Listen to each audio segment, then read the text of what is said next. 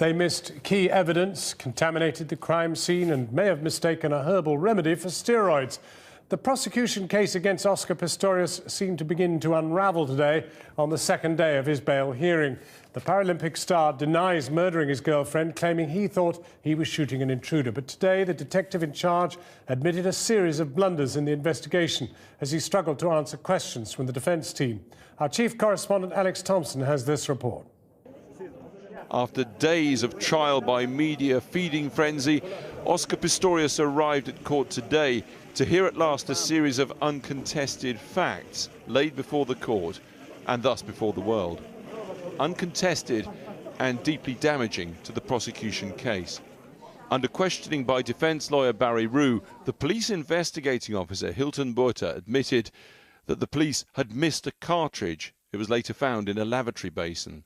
That they didn't check properly calls Oscar Pistorius made to the emergency services, that they told Mr. Pistorius' brother initially they had no problem with him getting bail, that they said a key witness was actually 600 metres away. This was later changed to 300 metres. He admitted police had contaminated the crime scene and that he'd failed to read properly a medicine bottle. The police said it was testosterone, a banned substance. The defence say it's a legal herbal remedy. That key prosecution eyewitness said she'd heard a loud argument and then 6 shots, but the police were confused as to whether she was 600 or 300 metres away and admitted she was plain wrong on those shots. 4 were fired, not 6. Under cross-examination, Mr. Burta also admitted this woman couldn't say if the noise was coming from Oscar Pistorius or Reeva Steenkamp.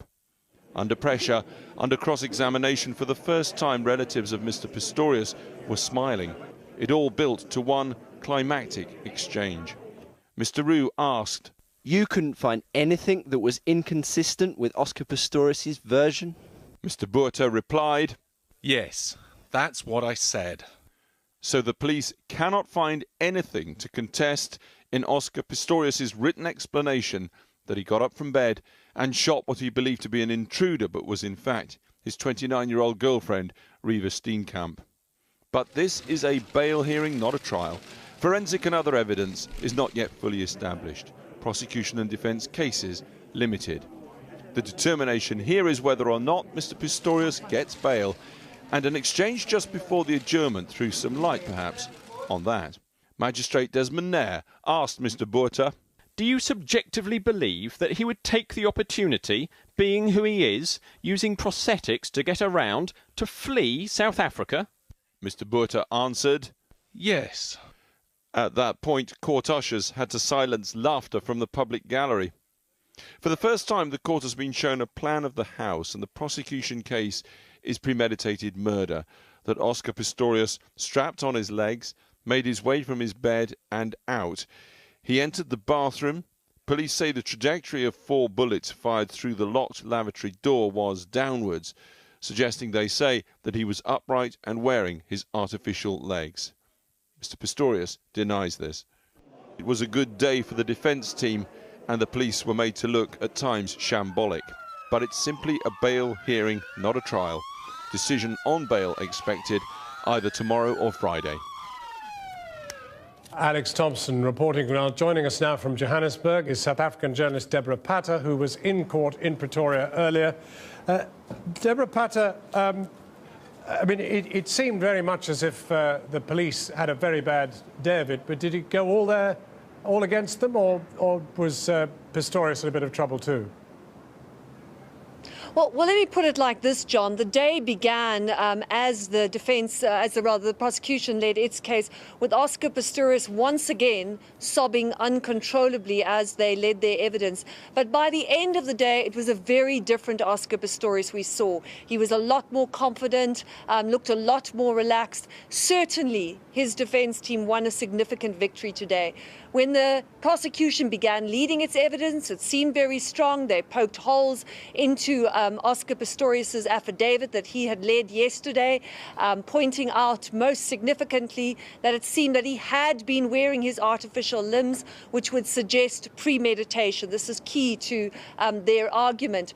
But then once the defense team came on, under the masterful direction of Barry Roux, they poked holes in this, suggesting perhaps that there was no physical evidence that the state had to show that Oscar Pistorius' version of events was not in fact true.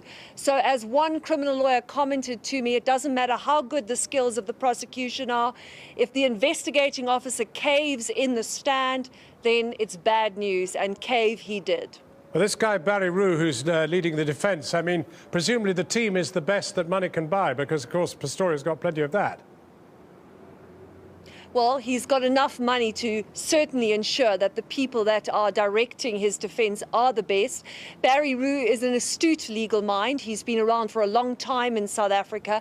Many years back, he was admitted to the bar, and he certainly showed his finesse in court today. Most significantly, I think he showed that not only is the police's case not watertight, but that in fact the police may have contaminated evidence, with their investigating officer conceding that he walked onto the crime scene without wearing his foot gloves, and in so doing contaminated the scene because there simply weren't any to be found. This kind of concession so early on, remember this is a bail hearing, we're not even into the full court hearing yet, is not good for them at all.